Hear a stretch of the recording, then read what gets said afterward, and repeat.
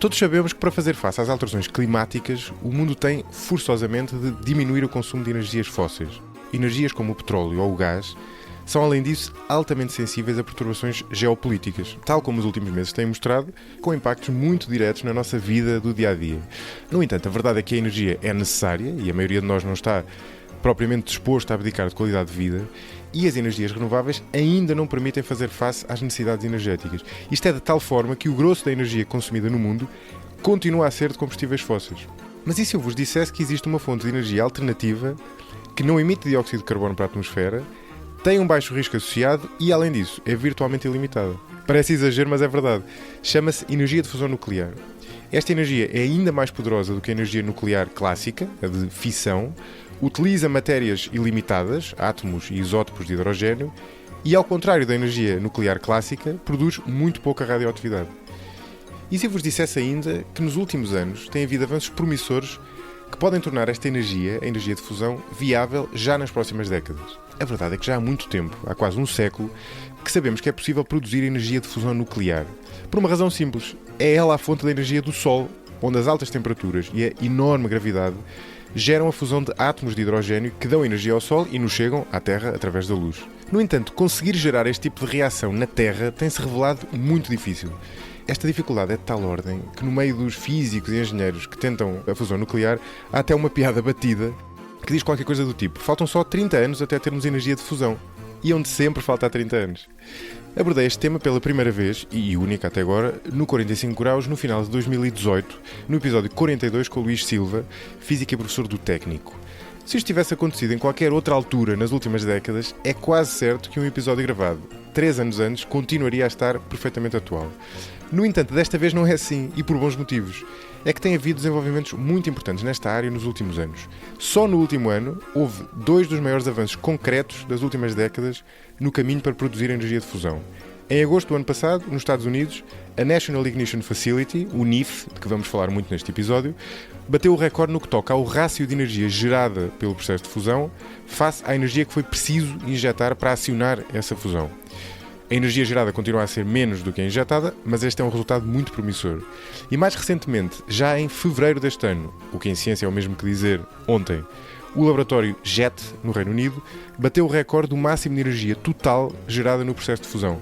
Estes são apenas 2 de muitos passos que são necessários para tornar esta energia viável, mas são 2 progressos muito importantes, de tal forma que já em março o governo americano organizou na Casa Branca uma cimeira para discutir este tema e o potencial da energia de fusão para alimentar energeticamente os Estados Unidos.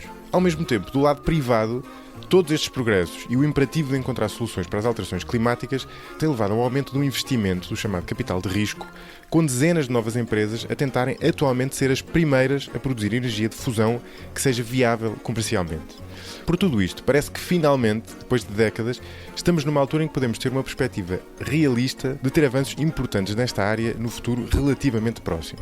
Este é por isso um tema não só interessante, mas altamente relevante atualmente. E para o discutir, dificilmente poderia arranjar alguém melhor do que o convidado de hoje. Nuno Loureiro é licenciado em Engenharia Física Tecnológica pelo Técnico e doutorado em Física pelo Imperial College de Londres. A especialidade dele é a Física dos Plasmas e as suas aplicações à fusão nuclear e também a problemas do domínio da astrofísica. Atualmente é professor catedrático no MIT, nos Estados Unidos. Durante a nossa conversa começámos, como não poderia deixar de ser, pela física por trás da fusão. Falámos do processo que ocorre quando existe fusão no núcleo dos átomos e porque é que ele gera energia, por exemplo, e falámos também dos 2 métodos principais que são hoje usados para tentar produzir fusão nuclear. A fusão por confinamento magnético, por um lado, e a chamada fusão inercial, normalmente através de laser. O Nuno Loureiro descreveu também estes progressos recentes que eu acabei de descrever e por que motivo eles são importantes, mas também as limitações que têm, o porquê do aumento do investimento privado nesta área e o potencial que tem face aos laboratórios financiados por dinheiros públicos, os desafios que ainda existem para conseguir efetivamente produzir energia nuclear e torná-la comercialmente viável, e estes desafios vão muito para lá da física, têm que ver com computação e, em muitos casos, com questões relacionadas com a engenharia dos materiais. Falámos também dos perigos potenciais da fusão nuclear, nomeadamente, obviamente, a radioatividade, e, finalmente, no final, como não poderia deixar de ser, pedi ao Nuno que fizesse algumas previsões para o que é que podemos esperar no futuro, quando é que podemos finalmente ter uma experiência que produza mais energia do que aquela que é preciso injetar para começar a reação nuclear e quando é que poderemos ter finalmente a energia de fusão enquanto a principal fonte de energia consumida no planeta. Enfim, com este tema era difícil que não fosse, mas foi um episódio muito interessante e o Nuno fez um grande esforço para tentar desconstruir alguns conceitos complicados para os leigos. Caso tenham curiosidade em relação a alguns aspectos mais técnicos da fusão que nós abordamos no início, sugiro que ouçam também o episódio com o Luís Silva, que eu referi há pouco, em que nós abordámos em mais detalhe alguns desses aspectos e, sobretudo, eu expliquei-os também na introdução. Antes de avançar para o episódio, agradeço, como de costume, aos novos mecenas do podcast. Muito obrigado ao Ricardo Macedo, também ao Miguel Palhas. Obrigado ainda à Catarina Fonseca, ao Gonçalo Morgado e ainda ao Alberto Alcalde, que nos ouve desde Espanha. Um abraço a todos, muito obrigado, espero ver-vos nas apresentações do livro e agora deixo-vos com Nuno Loureiro.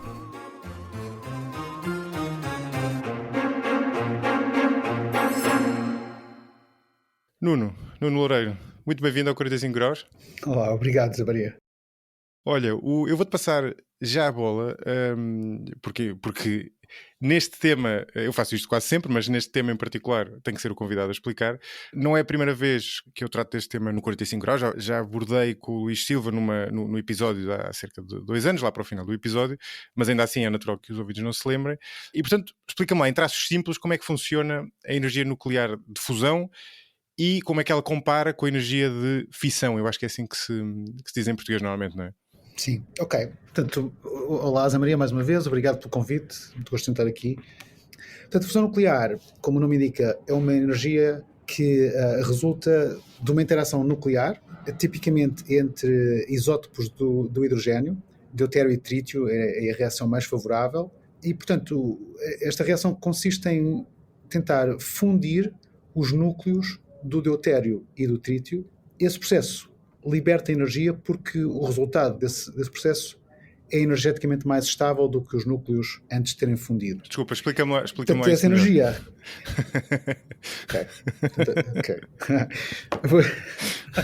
Ok, vou tentar explicar o melhor possível. Existe um elemento fundamental chamado hidrogênio, que é o mais leve, é um próton e um eletrão.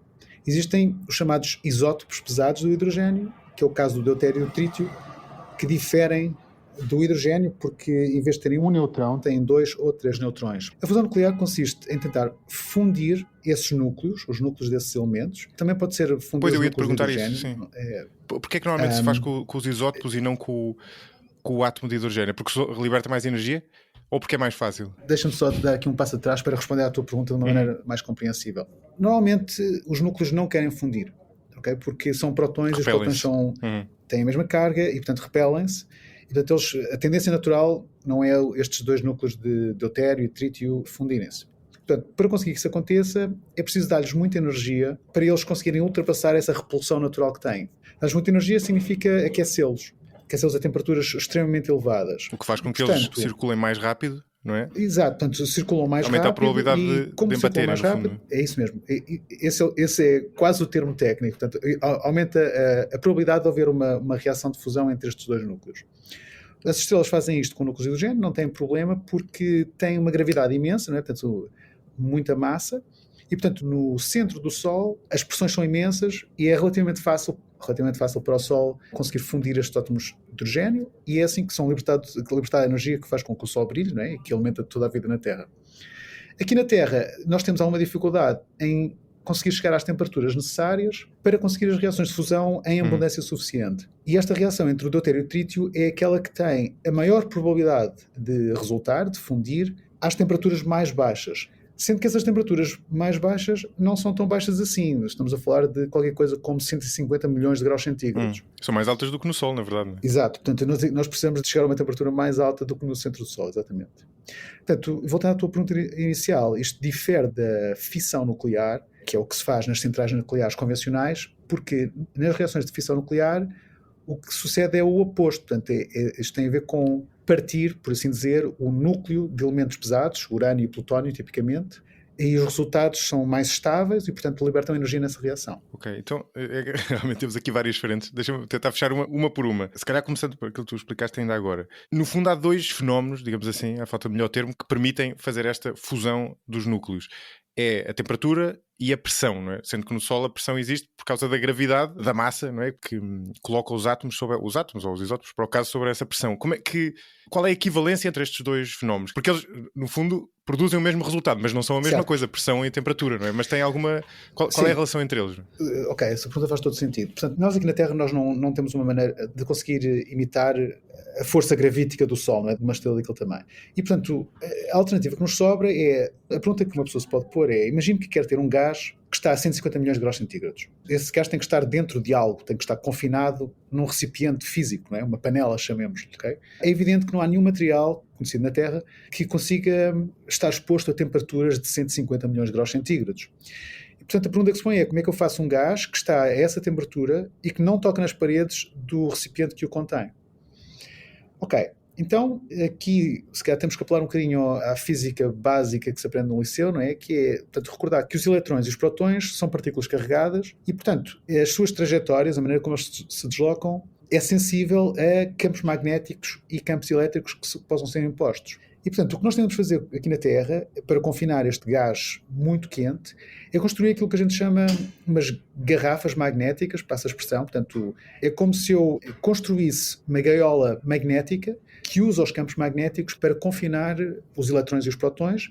Portanto, concretamente, esta garrafa magnética tem, na versão mais básica, tem a forma de um donut, não é? Portanto, é um toro. Um toro, exato. E as partículas giram dentro desse donut durante tempo suficiente e a temperaturas suficientes para haver essas reações de fusão nuclear. E não chegam a tocar-lhe, não é? Essa é a chave. Não chegam a tocar nas paredes, digamos assim, do... Idealmente não chegam a tocar, se bem que idealmente dá para escrever livros, não é? Portanto, na realidade, isto é muito difícil de fazer, porque estas partículas carregadas, não é? Os eletrões e os prótons, formam um gás chamado plasma, que muitas vezes parece ter ideias próprias, não é? Portanto, esse plasma não se limita a fazer aquilo que a gente lhe manda, por assim dizer, e existem perdas e ineficiências do sistema que significam que nós não conseguimos manter muitas vezes não conseguimos manter as pressões necessárias ou as temperaturas necessárias para haver reações de fusão necessárias. E quando ele toca nas paredes, o que acontece? Porque o material não consegue suster aquela temperatura, termina a reação? Certo, portanto, isso nunca acontece. Portanto, algumas partículas, de facto, tocam nas paredes propriamente ditas. Entendo. Mas não o grosso certo, das partículas, certo, senão de facto poderia ser problemático. Claro. Sim, a pessoa tende sempre a pensar como se fosse um líquido, não é? Portanto, imagina uma coisa a derramar pela... Bem, e já voltamos aos fundamentos disso, mas não resisto, porque isso que tu disseste do plasma, porque no fundo esse gás ionizado ter um gás de íons, não é? No fundo, acho que estou a dizer bem, mas corrijo-me. Estás a dizer bem, um gás de íons e eletrões, não é? Um gás, portanto, sim, exato. Um gás neutro porque contém íons e eletrões. Exatamente. Os íons com carga positiva, os eletrões com carga negativa, portanto... Certo. A soma, digamos assim, o net é neutro. E tu dizias que o plasma tem um comportamento mais ou menos imprevisível, que é impossível de prever. E é engraçado porque, enfim, para alguém que vê a coisa de fora, a física suscita sempre até alguma admiração, porque é uma área muito matematizada, né? Que consegue descrever a realidade através de formas matemáticas e, muitas vezes, não raro, ao contrário do que acontece nas outras ciências, e é de resto, muitas vezes diz que a economia, que é a minha área, tem a inveja da física por causa disso, a física consegue prever a realidade através justamente da matemática, não é? Sei lá, tivemos o bóson de Higgs, para dar um exemplo mais ou menos recente.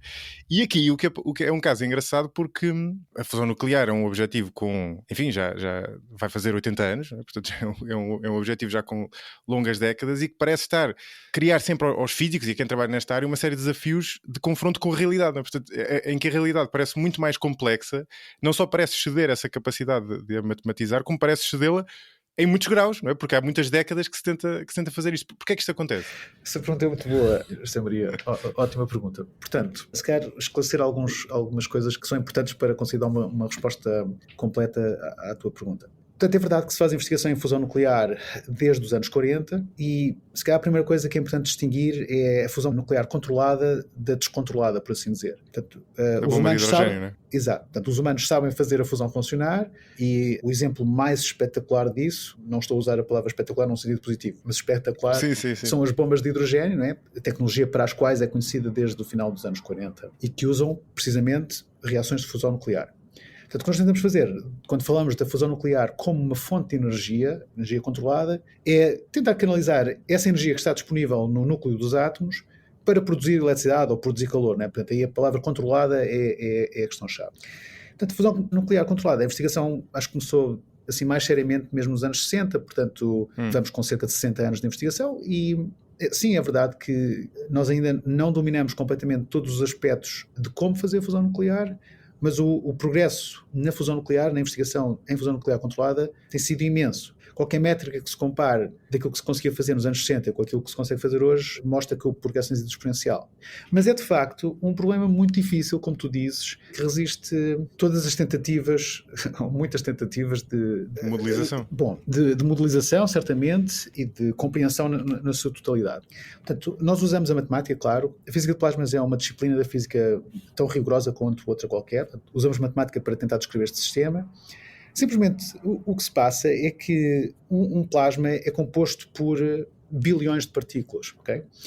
Estas partículas interagem entre si, porque são eletrões ou protões, portanto têm campos elétricos e correntes, interagem uns com os outros, e com os campos magnéticos exteriores que se lhes impõem. E, portanto, isto é um sistema que é completamente caótico, no sentido em que é impossível prever com exatidão a trajetória de um eletrão durante mais do que um tempo muito pequeno.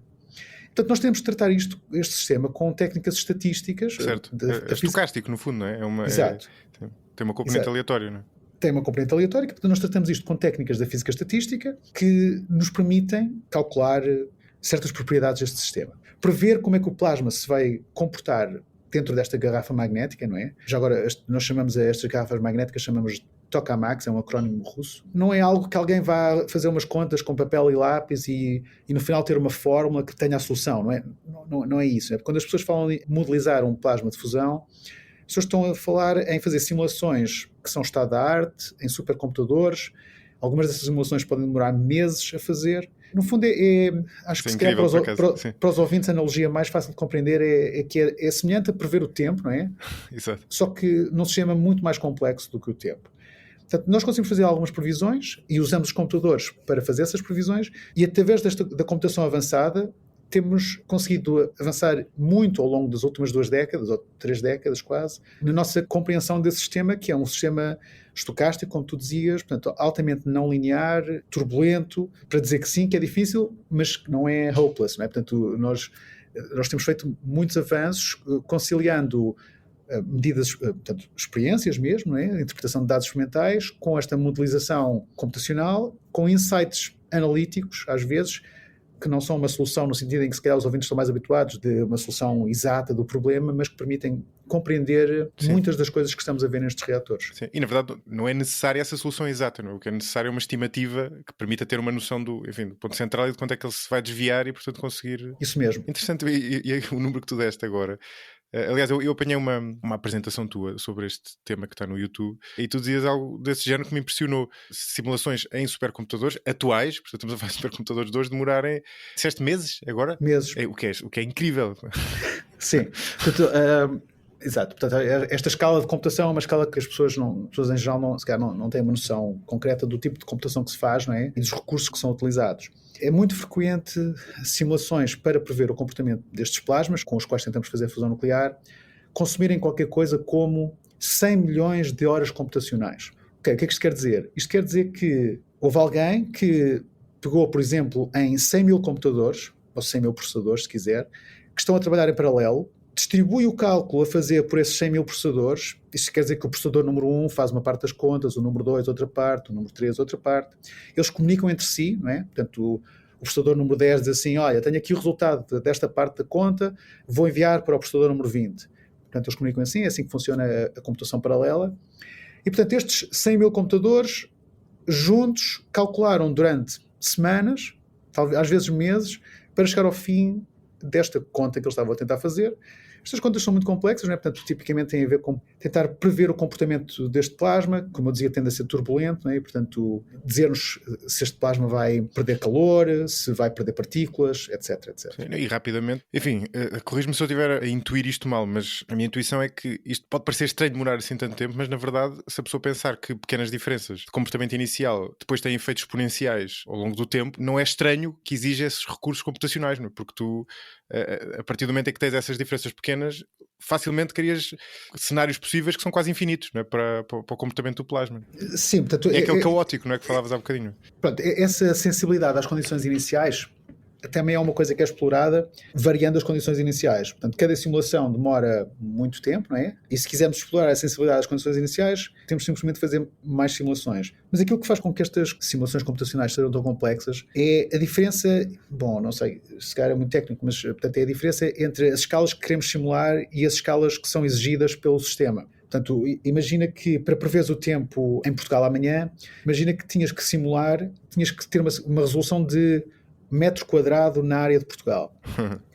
Ok? Portanto, Sim. Portugal tem a área que tem, são muitos metros quadrados, não é? Portanto, são muitas unidades computacionais para tentar perceber o tempo no país em geral. Tá? Acho que isto é uma boa analogia para perceber porque é que estas coisas são tão complexas. Portanto, tem a ver com a resolução que tem que se ter face ao tamanho do sistema que estamos a tentar simular. Sim, por acaso é uma bela analogia e de facto é incrível os recursos que existem e ajuda a explicar também porque é que é um desafio tão grande conseguir... Hoje em dia, portanto, estamos como eu dizia, a simulação numérica é uma ferramenta que nós temos explorado imenso na nossa disciplina e hoje em dia, portanto, estamos a começar a ver a utilização de técnicas mais avançadas de computação, como por exemplo machine learning, inteligência artificial e até mesmo algumas ideias um pouco mais exóticas de computação quântica. Eu ia-te perguntar exatamente isso, sim. Para tentar conseguir ainda computações mais fidedignas deste problema que estamos a tentar resolver. Porque eu enfim, como imaginas, é uma área de que eu percebo pouco, mas estava-te a ouvir falar e estava a pensar que esta era precisamente das áreas em que a computação quântica teria maior impacto. Bom, potencialmente. Potencial, sim. Exato, potencialmente sim. Portanto, existe o advento da computação quântica ainda não aconteceu, não é? Portanto, Exato, a computação quântica é uma área de investigação e hoje em dia alguns de nós estão a tentar perceber como é que poderíamos utilizar computadores quânticos para simular os problemas em que nós estamos interessados quando finalmente houver computadores quânticos funcionais, não é? E isso é um problema de investigação em si, independentemente das potenciais aplicações que possam ou não vir a ter para a fusão nuclear, mas é uma área muito, muito gira. Olha, vamos voltar um bocadinho atrás para organizar isto. Desculpa, vou só voltar a uma pergunta que tinha feito porque não sei se entendi bem. Recapitulando, o que acontece no Sol é que tu tens simultaneamente temperaturas muito elevadas e uma pressão, em resultado da gravidade, muito elevada e os dois contribuem para esta reação. Na Terra, tu não consegues reproduzir essa pressão e, portanto, tens que recorrer à temperatura para provocar este tipo de reação. Qual é a equivalência entre os dois processos em provocar uma reação nuclear? Eu possivelmente não me expliquei bem. Portanto, esta premissa, se calhar não estou a explicar bem, se calhar não é assim. Eu próprio, se calhar, não me expliquei bem. Portanto, no Sol, tu não tens este problema do confinamento deste gás, porque ele está confinado pela pressão, não é? Portanto, tens uma força de gravidade imensa e isso confina o plasma no interior do Sol.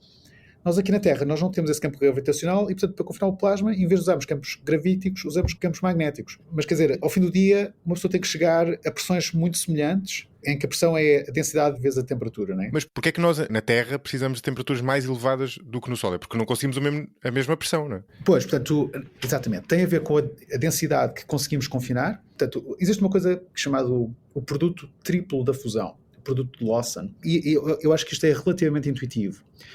Portanto, quando uma pessoa quer ter reações de fusão de uma forma que seja sustentável, portanto, que haja suficientes reações de fusão para produzir energia, nós precisamos ter partículas suficientes à temperatura suficiente durante um tempo suficiente. Okay? Portanto, não basta uma reação de fusão de hora a hora para o sistema ser rentável.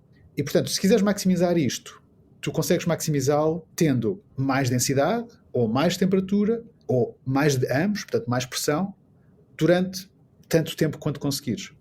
Portanto, as pessoas muitas vezes falam neste produto triplo, que é a densidade vezes a temperatura, que é a pressão, vezes o tempo de confinamento. Okay? Contudo, como eu falava antes, estes plasmas parecem ter uma mente própria, às vezes, ideias próprias. E, portanto, existem limites à pressão que a gente consegue confinar num reator. E ultrapassando esses limites, o plasma torna-se instável e a reação acaba. Portanto, começa a desrespeitar os campos magnéticos que nós utilizamos para o tentar confinar. Começa, no fundo, a embater nas paredes, digamos assim. Digamos assim. Desviar, sim. E, portanto, temos que trabalhar com essas limitações, que são limitações que não sabemos ultrapassar. E no Sol não existe esse problema porque a gravidade é suficientemente forte para confinar. Certo. Ok, boa. O último ponto da tua explicação inicial, que foi exatamente por onde tu começaste, e em certo sentido o mais importante de todos, que é de onde é que vem a energia que é produzida pela reação de fusão. E aqui corremos o risco de nos enfiar aqui num rabbit hole, não é? De nunca mais sair daqui, mas eu acho interessante explorar este aspecto porque E aliás, isto é um fenómeno físico muito interessante. Nas partículas mais leves, quando tu as vais fundindo, elas vão libertando energia, e nas partículas mais pesadas, como é o caso do urânio, que é usado na fissão, é ao contrário, não é? É quando os separas que eles libertam energia. Porquê é que isto acontece? Ou seja, de onde é que vem esta energia que é libertada por esta reação? Portanto, na realidade, em último caso, esta energia vem da famosa equação de Einstein, é igual a mc ao quadrado, não é? E, portanto, esta ideia de que é possível converter massa em energia e energia em massa.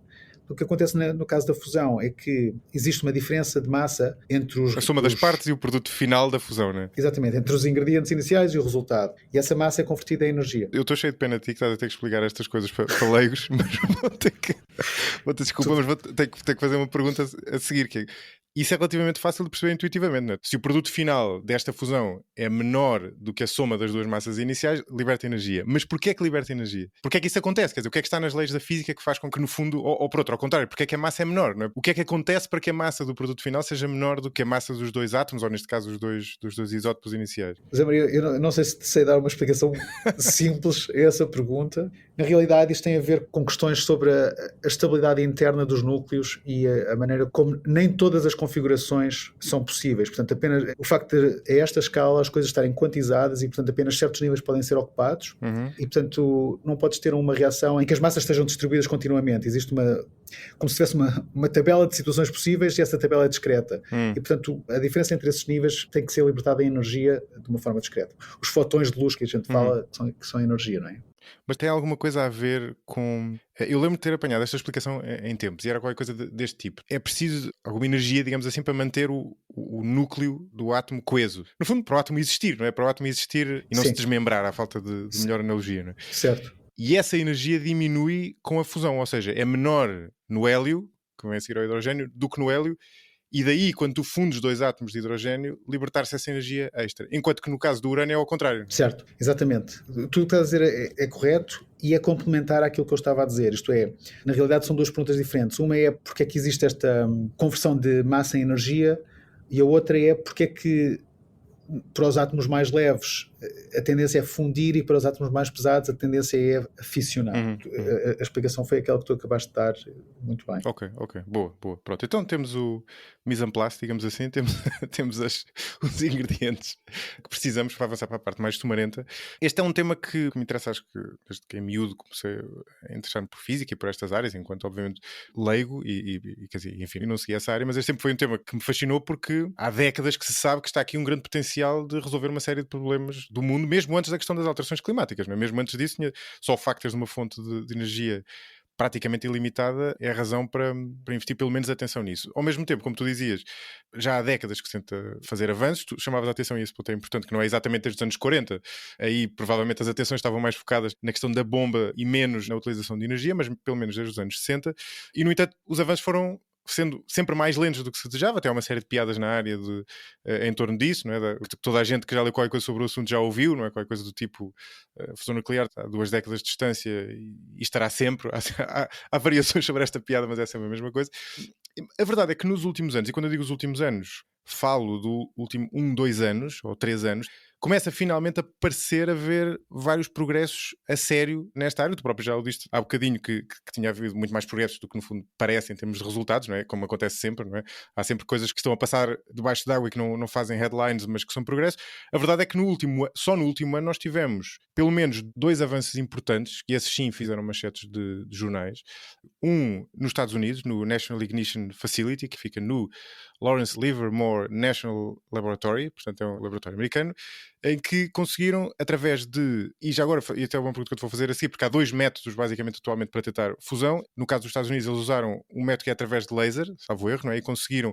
Essencialmente, o que eles conseguiram foi atingir o máximo até hoje em termos do rácio entre a energia que tu introduzes no sistema para gerar esta reação e o output, não é? E o resultado que consegues de reação. Isto foi em agosto do ano passado e em fevereiro deste ano, no Reino Unido, o JET, que é outro laboratório que já tinha feito o último recorde em 97, conseguiu gerar esta reação, ou seja, gerar uma reação de fusão pelo recorde até hoje, que não parece muito, que são 5 segundos, mas é significativo. E portanto tivemos de um lado um recorde em termos de resultado, ou seja, de energia produzida face à energia injetada, e do outro lado de duração, e tu aludias isso há bocadinho, a importância de manter essa duração ao longo do tempo. Por outro lado, temos vários outros laboratórios em outros países a tentar fazer avanços. Temos o ITER, que vai ser lançado, está em construção, salvo erro, vai ser inaugurado acho que em 2024, não é? Em França. O ITER sim, portanto acho que tem objetivos de ser, não sei se a data está bem... Talvez não, mas espera, mas mais tarde esta década. Já explicas melhor, mas pronto, o ITER é assim um grande projeto, um projeto que reúne uma série de países e que terá estas coisas em forma de donut que tu aludias há bocadinho. Agora está a faltar a palavra certa. Um tokamak, exatamente. Terá um tokamak bastante maior do que os outros. E depois, ao mesmo tempo, temos uma série de iniciativas privadas que têm recebido injeções maciças de fundos nos últimos anos, e algumas delas todas têm objetivos ambiciosos e várias delas têm já comunicado alguns resultados aparentemente promissores. Nunca se sabe exatamente em que é que se poderão concretizar, mas a verdade é que temos tanto do lado público, digamos assim, como do lado privado, uma série de iniciativas que acho eu não tínhamos há uns anos. Que avanços é que têm sido feitos na realidade? Ou seja, quão substanciais é que são estes avanços na prática? São várias boas questões numa só. Ok, portanto, só para esclarecimento dos ouvintes, não é? Portanto, eu até agora falei da fusão nuclear controlada por confinamento magnético, portanto, utilizando campos magnéticos.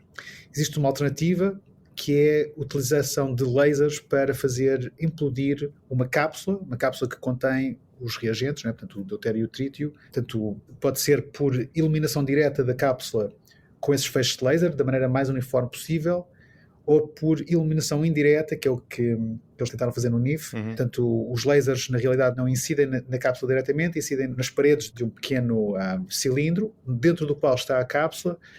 Os lasers, quando incidem nas paredes do cilindro, criam um raio-x, e é a pressão destes raios-x que faz comprimir a cápsula. Portanto, estes são métodos completamente alternativos, cada um com as suas vantagens e desvantagens. Portanto, o que eles fizeram, de facto, no NIF, no National Irrigation Facility, em Lawrence Livermore National Lab, como tu disseste, tiveram a experiência mais bem-sucedida que eles tinham tido até agora, no sentido de ter chegado o mais próximo possível de uma situação em que se gera mais energia do que foi injetada, não é? Bom, com alguns qualificantes, não é? Que é gerar mais energia do que a energia que chegou à cápsula.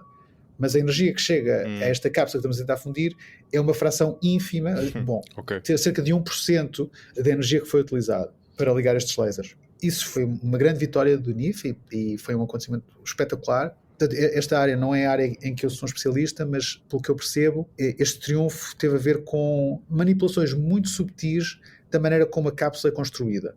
A cápsula é uma coisa que se pode ver a olho nu, mas muito pequena, e portanto, a maneira como ela é construída lá dentro tem detalhes que podem resultar em sucesso ou não. No caso do JET... O JET do Reino Unido. Do Reino Unido, exatamente. Portanto, o JET é um projeto de colaboração europeia que fica no Reino Unido. É um tokamak que está em operação desde 1984, salvo erro, que foi recentemente modificado para substituírem a parede do tokamak por um material que vai ser o mesmo material que vai ser utilizado no ITER.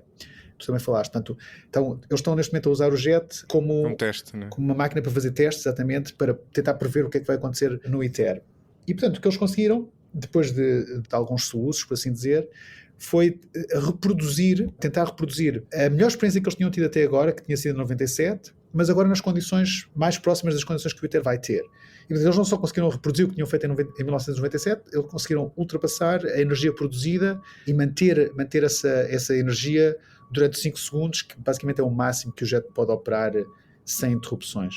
Então isso foi uma grande vitória e um resultado do trabalho internacional feito pela comunidade de fusão, e de facto foi um resultado espetacular e que eu penso que é um bom augúrio daquilo que o ITER poderá vir a encontrar.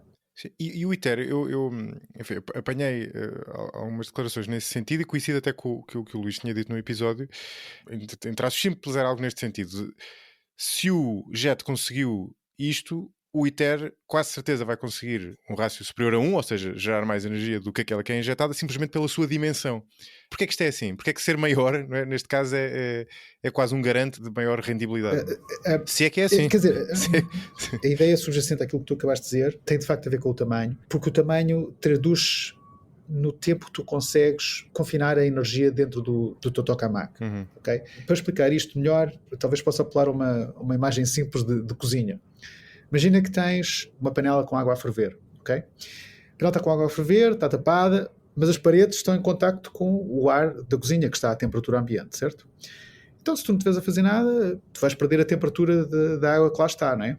E agora a questão é quanto tempo é que tens que esperar para que a água que estava a ferver dentro da panela fique à temperatura ambiente. Bom, isso depende de várias coisas. Uma delas é da quantidade de água que tens lá dentro e a outra é qual é a distância entre o centro da panela e as paredes da panela. Basicamente é isto. Não estamos a falar de uma coisa mais complicada do que isto. Portanto, o ITER é maior, portanto, a distância entre o centro do plasma e as paredes do tokamak é maior e, portanto, isso significa que, em princípio, consegues confinar a energia mais tempo, portanto, aumentas o tal tempo que eu estava a falar, que era importante para as reações de fusão e, em princípio, vais ter mais hipóteses de sucesso. Curioso, mais reações de fusão. É engraçado porque isso que estás a dizer é exatamente o que explica diferenças de metabolismo, por exemplo, nos animais. É exatamente na mesma, acho eu, enfim, que eu espero não estar a transmitir mal, mas é exatamente a mesma lógica de superfície versus interior e da distância. Pois, portanto, tu aludiste ao interesse das empresas privadas, não é? Na fusão, e o que é que mudou que tenha motivado este súbito interesse de empresas privadas e venture capital, não sei como é que se diz venture capital em português. Capital de risco, acho que sim. Capital de risco, obrigado, exato, obrigado. Capital de risco. Portanto, não sei se existe apenas uma explicação para isso, mas acho que existe uma percepção de que a fusão nuclear tem um papel fundamental a desempenhar na transição energética e na transição para um cenário energético que é livre de fontes poluentes, não é? Livre de carbono. Portanto, eu acho que há muitos investidores privados que estão motivados a investir nesta área porque querem combater as alterações climáticas causadas pelo homem, não é? Tem esse tipo de motivação. Mas também há muitas empresas que simplesmente acham que isto é de facto a próxima oportunidade e que querem entrar no jogo tão cedo quanto possível para poderem lucrar com isso, não é? E portanto, de facto, ao longo dos últimos 2 ou 3 anos, acho que houve uma ressonância entre o dinheiro privado que está disponível e o número de pessoas que criaram empresas privadas para tentar explorar conceitos diferentes de fusão nuclear. Portanto, existe uma corrida neste momento para saber quem é que vai conseguir primeiro demonstrar produção de energia, não é? Através da fusão nuclear, qual é que vai ser o conceito, qual é que vai ser, se vai ser uma empresa ou um laboratório nacional a demonstrá-lo, e toda a gente está a tentar fazer essa demonstração muito antes daquilo que o ITER vai demonstrar a execuibilidade da fusão. Portanto, o ITER só vai ter experiências com deutério e trítio em 2035, portanto neste momento é o que está apontado. Não sabia que era tão tarde. Portanto, o ITER é suposto estar a funcionar mais tarde nesta década, talvez 2025, se tudo correr como planeado, mas eles não vão começar logo a fazer deutério e trítio, portanto eles vão primeiro fazer experiências com o hidrogénio para conhecer melhor a máquina e só mais tarde é que vão ter as campanhas de deutério e trítio. Ok. Bem, mas de facto é incrível, uma boa demonstração da complexidade que falávamos há bocadinho, ou seja, precisares de 10 anos de testes até começar a testar a sério, até começar a fazer experiências a sério, mostra quão complexo é o exercício. Pois, portanto, certamente é uma maneira muito prudente de fazer as coisas, contudo, há pessoas que acham que é demasiado prudente, que gostariam de esperar menos, e certamente o capital de risco não é conhecido por ser particularmente paciente, não é? Portanto, as pessoas não querem esperar 15 anos, querem fusão tão cedo quanto possível, não é? Sim. Mas o que é que tu... Enfim, a entrada do capital de risco e até em certo sentido a própria preocupação com as alterações climáticas acabam por surgir de certa forma a posteriori, não é? Porque estes progressos são inevitavelmente resultado de trabalho que foi feito nos últimos anos e não só nos últimos 2 anos, não é? Mas a verdade é que são progressos muito grandes comparativamente com o que tinha acontecido antes. O caso do JET, por exemplo, bateu o recorde anterior que tinha sido estabelecido por eles próprios em 97, portanto já há uma série de anos. Certo. Na tua opinião, o que é que explica este súbito... Antes de haver o súbito interesse, que é o próprio resultado disso, esta súbita aceleração tem a ver com os avanços na supercomputação que falavas há bocadinho e na inteligência artificial? Okay. Ou é simplesmente uma espécie... estas coisas às vezes acontecem assim, não é? Há uma acumulação de conhecimento que de repente se traduz em progressos sem que isso signifique que houve necessariamente uma aceleração do investimento naquele período. Sim, portanto, existem algumas... A computação certamente ajudou-nos a perceber muito melhor como é que se comportam os plasmas nos reatores, não é? E isso traduziu-se na descoberta de cenários de fusão mais eficientes ou mais promissores. E depois existem algumas tecnologias que não estavam disponíveis há 20 anos atrás e que agora estão disponíveis. Por exemplo, aqui há uma companhia que é um spin-off aqui do MIT que se chama CFS, Commonwealth Fusion Systems, cujo conceito é baseado no facto de eles terem descoberto uma maneira de construir bobinas magnéticas que é radicalmente diferente daquilo que se podia fazer antes, não é?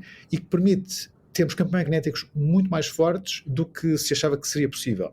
E, portanto, como o confinamento é uma questão de campo magnético, portanto, aumentar a intensidade do campo magnético é altamente vantajoso, e, portanto, o conceito deles é baseado nesta tecnologia nova de fazer. Uhum. Portanto, isto não era possível, Ok. não era possível há 5 anos atrás, sequer. Ou seja, isto vai beber também a avanços noutras áreas, como a ciência dos materiais, não é? Sem dúvida, sem dúvida. Portanto, a fusão nuclear não é apenas uma questão de física, não é? Portanto, existem todas as áreas de engenharia e tecnologia circundantes. Engenharia dos materiais, certamente, muitas outras coisas que ditam o sucesso da fusão nuclear como uma fonte de energia. Não, é interessante, porque tu vês, enfim, eu vejo isto de fora, não é? Mas eu vejo um entusiasmo recentemente, e quando digo recentemente é no último ano, se quiseres, em torno da fusão nuclear, que contrasta com um certo ceticismo, até algum cinismo que tu vias há uns anos, em que, enfim, achava-se que era, obviamente, o potencial era tão grande, justificava continuar sem investir, mas as razões para o otimismo não eram especialmente grandes, e tu hoje em dia ouves pessoas, aliás, houve até há umas semanas uma cimeira na Casa Branca em torno disto, em que a Secretária da Energia, salvo erro, falava em ter fusão nuclear na próxima década, não é? Que provavelmente enfim, é bastante ambicioso, mas era algo que, se alguém dissesse isso há 10 anos, achavam que era maluco, basicamente. Se calhar há muita gente também terá achado que ele era maluco, mas ainda assim. Portanto, sem dúvida houve essa cimeira na Casa Branca, não é? Cujo tópico era o estabelecimento de uma visão para a comercialização da energia de fusão para a próxima década. E eu acho que há muitas pessoas que consideram que isto é otimista, se calhar demasiado otimista. Eu acho que há razões para estarmos entusiasmados. Os progressos que têm sido feitos e o momento que está por trás da fusão nuclear neste momento é muito forte, e acho que há ideias em jogo que são muito interessantes e que parecem muito promissoras. Contudo, eu acho que a história da fusão nuclear aconselha prudência e, por um lado, existe esta percepção de que algo como a fusão nuclear é necessário para fazermos esta transição energética, e, portanto, acho que isso motiva muito do otimismo e do momento que se tem criado por trás disto. Por outro lado, acho que é importante perceber que a fusão nuclear ainda é uma área de investigação, o problema não está resolvido, e quem disser que o problema está resolvido não está a ser honesto, não é? Portanto, nós achamos que os estudos que temos feito sugerem que a fusão nuclear é possível, não é? Mas até fazemos a experiência e nós não sabemos a resposta. Claro. E há mais até, porque nós aqui temos estado a falar dos desafios em gerar a reação, não é? E em gerar esse tal net positive, gerar mais energia do que aquela que se injeta no sistema para gerar a reação, conseguir fazê-lo durante algum tempo, ou seja, conseguir que isso seja estável. Mas a impressão que eu tenho é que os desafios para depois, para criar de facto energia comercialmente viável, vão para além disso, não é? Certo, tu tens toda a razão, isto é, não basta apenas ter a reação de fusão a funcionar, não é? Portanto, existem todas as questões que estão associadas com pegar nisto e fazer disto um reator de energia, não é? Portanto, uma coisa que produz de facto energia para a rede de uma maneira contínua. E aí existem várias questões que têm que ser trabalhadas ainda, que podem ir de partes sociológicas da questão, como por exemplo, será que as populações estão disponíveis para ter reatores de fusão nuclear nos seus quintais, não é? Salvo seja, portanto, na sua terra, até questões altamente técnicas, como por exemplo, como é que vamos continuar a gerar trítio suficiente para, eu ia te perguntar isso. Para termos o trítio que é necessário. Porque o trítio é muito raro, não é? Portanto, o trítio não existe na natureza porque tem um tempo de decaimento radioativo médio de 12 anos. Portanto, o trítio tem que ser gerado, e nós sabemos gerá-lo, é gerado através de lítio. Portanto, bombardeia-se de lítio com neutrões e isso gera trítio. Portanto, estamos a falar de um processo que é inerente a um design normal daquilo que se concebe que poderia ser um reator de fusão nuclear. Mas pronto, isto é, não é a coisa mais óbvia do mundo, não é? Ao contrário do deutério, que se vai buscar a água do mar, o trítio tem questões associadas, é um elemento radioativo, contrasta com a fissão nuclear, porque na fissão nuclear o tempo médio de decaimento radioativo é da ordem dos 100 anos, enquanto que o trítio é 12 anos, portanto, e as quantidades de trítio que são necessárias são diminutas, mas em todo caso, não é? Portanto, existem estas questões que estão subjacentes à fusão nuclear como uma fonte de energia e que têm que ser bem trabalhadas e resolvidas em alguns casos. E o rácio do... Eu não sei qual é o termo técnico para o rácio entre a energia introduzida e a energia gerada. Não sei, rendimento, rentabilidade... Vamos chamar-lhe rentabilidade, então. Atualmente o que nós temos ainda está abaixo de 1, não é? Aquele do NIF, acho que foi 0.7, salvo erro, e foi certo. Assim no microsegundo, portanto foi ali no momento muito preciso. Menos ainda. Menos ainda? Menos ainda do que um microsegundo. Menos ainda do que um microsegundo. E ainda por cima o denominador não é fiel, como tu estavas a dizer há bocadinho, não é? Porque não está a contabilizar, só está a contabilizar a energia que acertou, digamos assim, não a energia toda. Por acaso não sabia disso. E no caso do JET, não é? No caso do laboratório no Reino Unido, salvo erro, acho que foi 0.3, portanto é um valor abaixo, embora tenha sido por mais tempo. Mas o que nós precisaríamos para gerar energia sustentável, lia o algures, não é sequer 1.1, não é? O que nós precisaríamos era algo na ordem dos 100, por exemplo, não é? Pois, portanto, aí entramos na questão do que é que se quer dizer por sustentável. E, portanto, quando tu dizes isso, o que tu estás a dizer é economicamente viável. Sim, é isso que eu estou a dizer. Mais uma vez, existem algumas questões do discurso que eu acho que é importante sermos muito claros. Existe uma diferença enorme entre demonstrar que é possível fazer fusão nuclear de uma forma controlada, não é? Aí era ter uma rentabilidade de 1, não é? Portanto, é simplesmente dizer, ok, estas reações estão a produzir tanta energia quanto aquela que eu já tenho no sistema. Mas isto não é suficiente para isto ser economicamente viável. Okay? Portanto, para tu teres uma situação em que vão haver operadores ou empresas que vão fazer dinheiro com a fusão nuclear, né, que basicamente é uma condição essencial para a comercialização da energia nuclear, tu tens que ter rentabilidades que são muito superiores a isso. Portanto, vamos dizer, esse RAS, em vez de ser 1, tem que ser 5, ou 6, ou 7. Isso agora vai depender dos detalhes em si, de como é que é construído este reator, os seus custos em si, se já estamos a falar numa situação em que estamos a construir reatores em série, portanto, em que os custos baixam, etc. Contribua para a continuidade e crescimento deste projeto no site 45graus.parafuso.net/apoiar. Veja os benefícios associados a cada modalidade e como pode contribuir diretamente ou através do Patreon. Obrigado. Como é que seria feita a conversão desta energia gerada em energia que se pudesse distribuir pela rede? Não é? É exatamente da mesma forma que se faz no reator de fissão, ou seja, através de aquecendo água, salvo erro? Muito parecido, exato, muito parecido. Portanto, basicamente, o tokamak seria rodeado por este cobertor de lítio, não é? Que é bombardeado pelos neutrões que resultam da reação de fusão. Esse bombardeamento não só cria trítio, como aquece o cobertor e circulas um líquido, pode ser água, né? Que entra frio, sai quente, pronto, e a partir daí é um sistema relativamente normal. Exato, ou seja, o fim, a conversão é fácil, não é? Certo. Essa é a parte mais fácil, em certo sentido, não é? Num certo sentido, sim. Portanto, existem esquemas mais alternativos em que se fala de reações de fusão que não são com deutério e trítio e que não produzem neutrões, e essas podem permitir outro tipo de conversão da energia de fusão em energia elétrica, mas são esquemas... Mas essas são com o quê? Com hidrogênio mesmo, não? Com bóron e prótons, portanto é uma chamada fusão aneutrónica. Aneutrónica, ou seja, sem neutrões? Que não produz neutrões. Que não produz neutrões. Tem vantagens no sentido em que, não produzindo neutrões, não vai ativar radioativamente os materiais que estiverem expostos, mas tem a desvantagem de ser muito mais difícil de fazer, por ser temperaturas muito mais elevadas. Também existem empresas privadas a explorar isto. Eu há bocado não explorei isso, bem, mas enfim, a pessoa tem, quando eu falar em nuclear, gera sempre preocupação, não é? Daí o problema sociológico que tu falavas há bocadinho, que é um problema de branding, no fundo, e aliás por isso é que muitas vezes a energia, eu reparei nisso, a energia nuclear de fusão aparece só como energia de fusão, eu acho que é já uma tentativa de tirar o nuclear. Sem dúvida. Não é? Tirar o nuclear do caminho. Mas de facto, quer dizer, pode haver um problema nessa radioatividade, mesmo estando nós a falar de menos elementos radioativos produzidos e de eles terem um nível de queimento mais rápido do que o urânio? Portanto, depende do que estamos a falar quando falamos de problemas, não é? Portanto, a fusão nuclear não é equivalente à fissão nuclear no sentido de ser possível um desastre nuclear como Chernobyl ou Fukushima, ok? E as razões para isto são várias. Uma delas é que a quantidade de trítio que existe a qualquer momento dentro do reator é mínima, ok? Portanto, aquilo dá para horas, por assim dizer, ok? Ao contrário de num reator de fissão nuclear em que muitas vezes os combustíveis que estão lá são suficientes para meses. Essa é uma diferença fundamental. Daí ser mais difícil também, não é? Sim, sem dúvida. A outra diferença fundamental é que se a temperatura baixar, as reações de fusão acabam.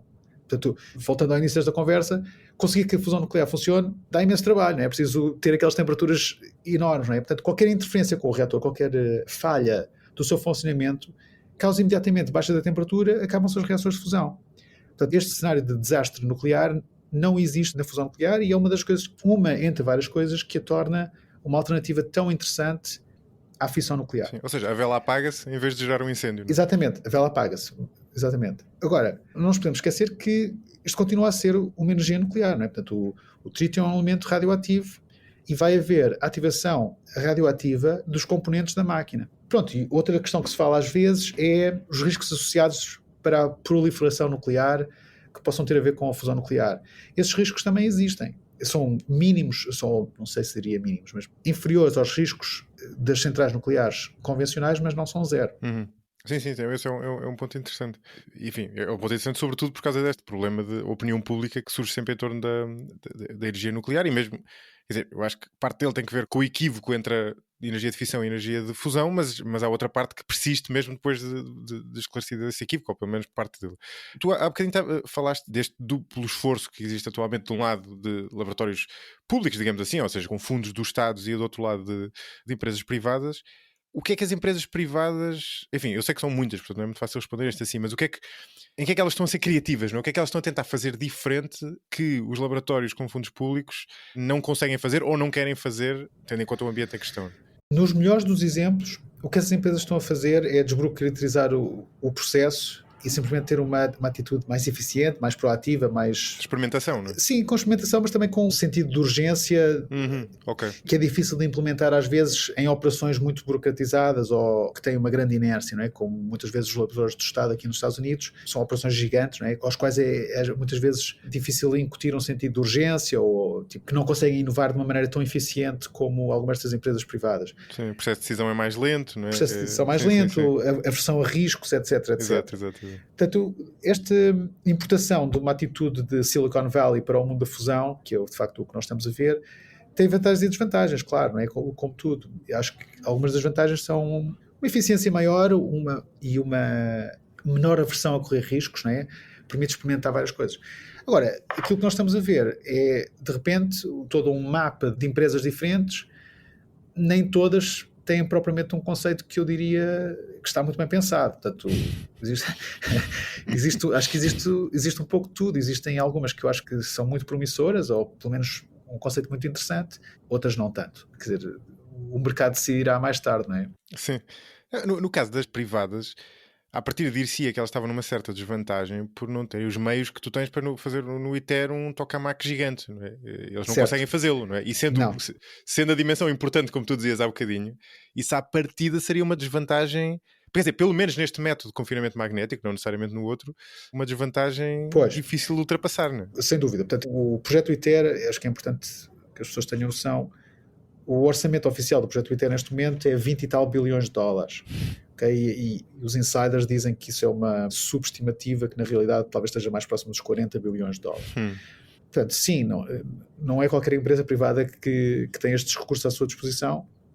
Este nível de financiamento não é aquilo que estamos a falar nas empresas privadas, embora algumas já tenham conseguido angariar qualquer coisa como $1 bilhão. Bilhão, estamos a falar de 1.000 milhões, não é? Desculpa, isto é chato quem vive no mundo anglo-americano. Sim, está a falar de mil milhões, exatamente. O ITER é um projeto de engenharia gigantesco, talvez seja o projeto mais complexo de engenharia que a humanidade já tentou construir. Portanto, as empresas privadas não vão por aí, elas tentam explorar conceitos que permitem fazer reatores mais pequenos. Portanto, existe um trade-off entre o tamanho, por exemplo, e o campo magnético que se consegue ter. Há bocado dizia-te que esta empresa, a CFS, todo o seu conceito é baseado no facto de conseguir ter campos magnéticos que são cerca de 2 a 3 vezes aqueles que vamos ter no ITER, e isso permite-lhes reduzir o tamanho proporcionalmente ao tamanho do ITER. E depois existe esta lógica de engenharia que é, as coisas maiores são mais caras, não é? Portanto, se queres construir uma máquina do tamanho do ITER, tu vais pagar muito mais do que construir uma máquina que seja 10 vezes menor. Portanto, existe este trade-off entre certos aspectos da máquina que podem permitir uma grande redução dos custos. Ou seja, eu estou a tentar aplicar um campo magnético mais forte num espaço menor. Exatamente. E no fundo compensar a diferença de tamanho com um campo mais forte. É isso mesmo, precisamente. Sim. E há outro tipo de soluções criativas, digamos assim, de que... Bem, já disse há pouco aquela a neutrónica. Certo. Mas existem outras soluções criativas diferentes daquilo que tem sido feito por estes laboratórios, não é? Porque no caso desse confinamento magnético continuamos a falar de... Isto é uma variação sobre aquilo que já é feito, não é? Mas ocorre que estas empresas também pudessem explorar outras vias que não tivessem sido sequer exploradas pelas vias ortodoxas dos laboratórios. Sim, existem algumas coisas bastante criativas que, em vez de usar lasers, usam pistões para comprimir o plasma. Existem outras que basicamente tentam criar uma onda de choque para comprimir uma cápsula. Existem muitas ideias, nem todas recomendáveis, acho eu. No mais mainstream, uma alternativa que eu acho que é séria, que é bastante promissora, é uma variação do confinamento magnético que se chama um stellarator, que basicamente é a mesma coisa que acontece que se pegássemos um donut e imagino que o seccionávamos em 8 partes e rodávamos cada uma dessas partes por um ângulo diferente. Isso é uma máquina que se chama um stellarator. Existe um famoso na Alemanha chamado o Wendelstein 7X. Sim. E esse tem vantagens em relação ao tokamak convencional que são muito interessantes. Tem a desvantagem de ser muito mais complexo de construir, mas eu acho que é uma tecnologia que... Mas qual é a vantagem em rodar essas partes do donut? A vantagem é que... a vantagem é um pouco técnica, mas não necessitas de ter uma corrente a circular lá dentro, dentro do plasma, e o facto de não teres que impor essa corrente tem imensas vantagens, desde a operação até à estabilidade do plasma. Ok, engraçado. Eu não sei se esta minha impressão está correta, mas em áreas de ciência de ponta, infelizmente, a Europa tende a estar atrás dos Estados Unidos. Nesta área, a impressão que eu tenho é que não é esse o caso. Nós falámos do JET no Reino Unido, o ITER, enfim, o ITER é um projeto mundial, não é? Mas para todos os efeitos vai ser construído em França. Várias destas empresas, curiosamente, estão instaladas pelo menos no Reino Unido, e embora os Estados Unidos também tenham, nós falámos do NIF há bocadinho e também tenham várias empresas destas privadas, eu tenho a impressão que no mínimo o tabuleiro de jogo está equilibrado e até me parece que está mais a favor da Europa, é verdade? Sim, portanto, eu acho que normalmente o investimento dos Estados Unidos na fusão nuclear tem uma correlação forte com o preço do petróleo. Pois, essa era a minha suspeita, que tinha a ver com isso. E portanto, eu acho que há algum tempo que o Departamento de Energia, que é quem coordena aqui nos Estados Unidos o investimento em fusão nuclear, decidiu que o grande projeto em que estão envolvidos é o ITER, e portanto a grande parte do orçamento vai para a colaboração no ITER, e que aqui domesticamente, infelizmente, não tem havido orçamento suficiente para investir na criação de uma nova máquina, de um novo tokamak. E portanto, sem dúvida que as máquinas mais importantes da atualidade estão na Europa. Portanto, o JET no Reino Unido, o ASDEX e o Wendelstein 7X na Alemanha, portanto, são das máquinas mais importantes. A China também está a investir muito fortemente em fusão nuclear, com certeza porque eles percebem a dimensão do problema energético que têm para resolver. E, portanto, nós não devemos descontar a China como um dos parceiros com... Portanto, eles têm uma máquina que tem avançado bem, tem tido muitos sucessos, e eles estão a pensar em construir a sua própria versão do ITER. Portanto, eles muito motivados, com muitos recursos, não é? E, portanto, eu acho que a cena da fusão na China é algo que devemos prestar atenção. Acho que podem acontecer coisas muito interessantes lá também. Mas, sem dúvida, portanto, eu acho que a Europa, neste caso, tem liderado, e neste momento eu acho que não há perspectivas aqui nos Estados Unidos para a criação de um novo tokamak nacional, não é? Portanto, existem empresas privadas que estão a propor a criação, mais uma vez como aqui o CFS, que vai construir o seu próprio tokamak, que é suposto estar online em 2024 ou 2025. Mas, portanto, isso é uma parceria, talvez uma parceria pública ou privada, ainda não sei bem todos os modos em que isso vai contextualizar. E isto, bem, isto não é de toda a tua área, mas estas coisas também são muito dependentes de um certo equilíbrio geopolítico que, enfim, nos próximos anos pode sofrer algumas perturbações, porque este processo do ITER, por exemplo, reúne uma série de países, entre os quais, por exemplo, a Rússia, só para dar um exemplo óbvio. Ou seja, depende de um grau de cooperação internacional que pode não ser um dado adquirido no futuro próximo. Sim, sem dúvida. Isto é, neste momento acho que o projeto do ITER está suficientemente avançado que, se houvesse um país que tivesse que sair da colaboração, desconfio que os outros países não iriam desistir por causa disso. Mas sim, portanto, um projeto como o ITER é passível de problemas desse género, e aliás, alguns desses problemas, não necessariamente geopolíticos, mas outros, têm justificado porque é que demorou tanto tempo, porque é que está a demorar tanto tempo a construir. Sim, como sempre acontece, não é?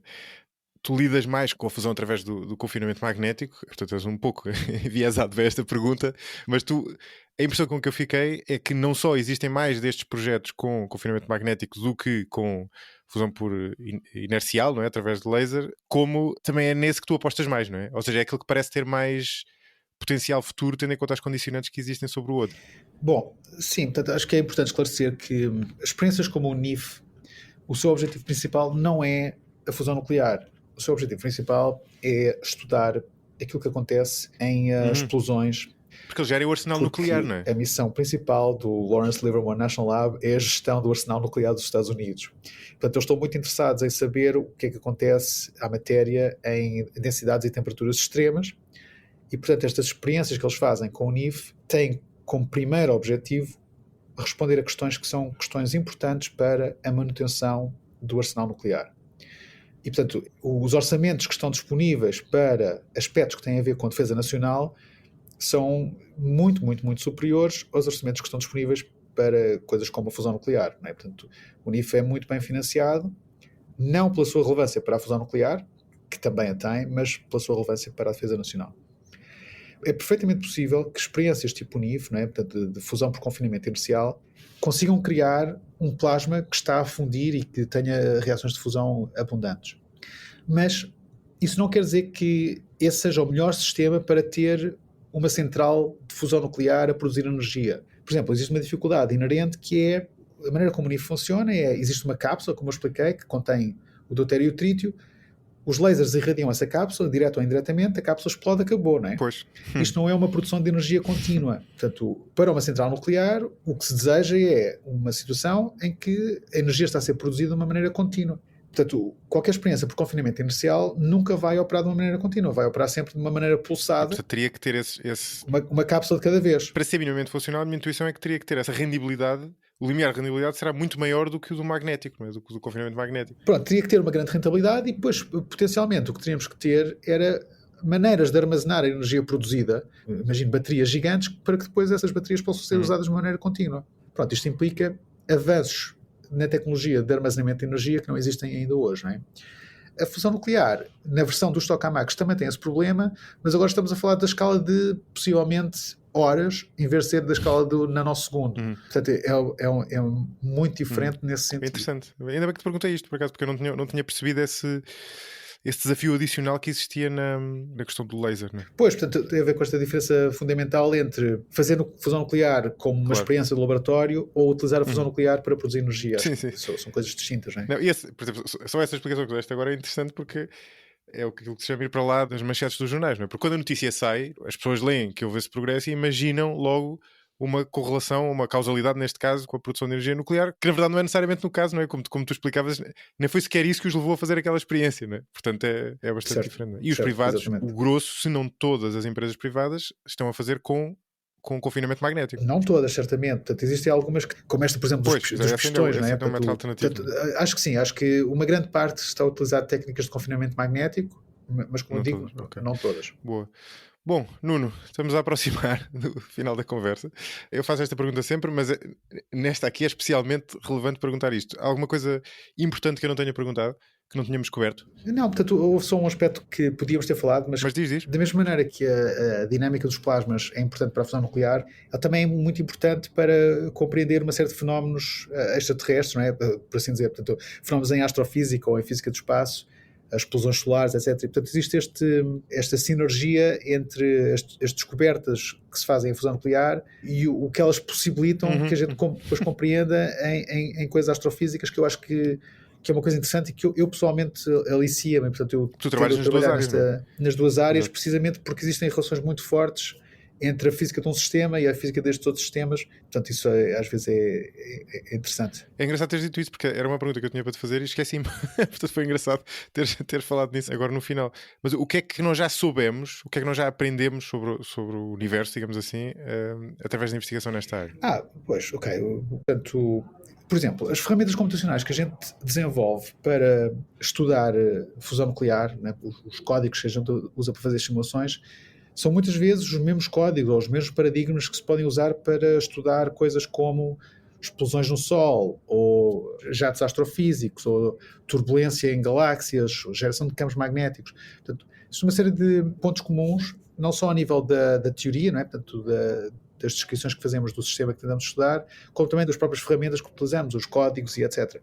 E depois, muitas destas coisas, a observação de certos fenómenos no laboratório, quer sejam experiências nucleares ou experiências associadas com fusão nuclear, muitas vezes é uma maneira de tu teres aquilo que a gente chama astrofísica de laboratório. Tu medes coisas no laboratório e tentas inferir dessas medições, compreender o que é que se pode estar a passar no Sol ou noutros ambientes aos quais tu não tens acesso direto. Portanto, essa dicotomia é muito interessante e eu acho que tem sido muito, muito proveitosa. E aqui o lado que tu chamavas a atenção no início das experiências serem essenciais para se perceber, ou seja, não bastar a matematização, é importante, não é? Porque se tu não fizesse essas experiências, nunca não chegarias a perceber como é que a matéria, por exemplo, neste caso o plasma, se comporta na prática. Certo, exato. Pois, quer dizer, ajuda, né? Portanto, a experiência ou observações, a teoria, a computação, são coisas muito complementares que nós usamos. Boa.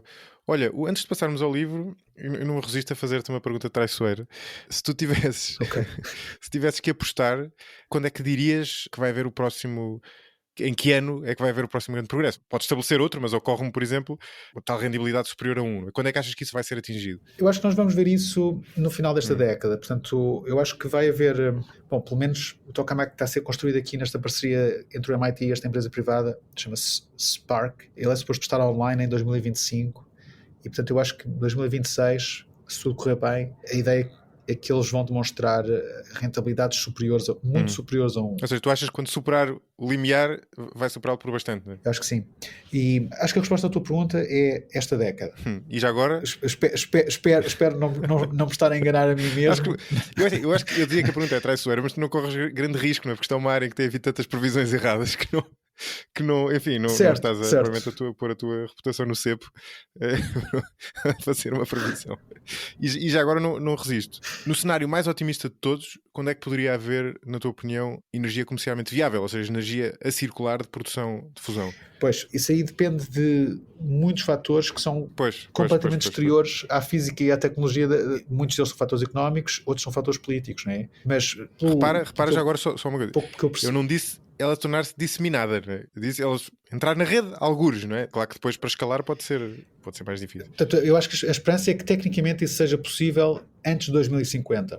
Okay. Se isso vai acontecer ou não tem a ver com coisas como: existe alguém interessado em comercializar esta energia? Será que esta energia vai ser suficientemente rentável? Qual é que vai ser o preço do petróleo nessa altura? Vamos estar a ter os mesmos encorajamentos para limitar a produção de energia por outras maneiras? Como é que é a evolução da energia solar e energia eólica e, nomeadamente, a evolução de tecnologias de armazenamento de energia?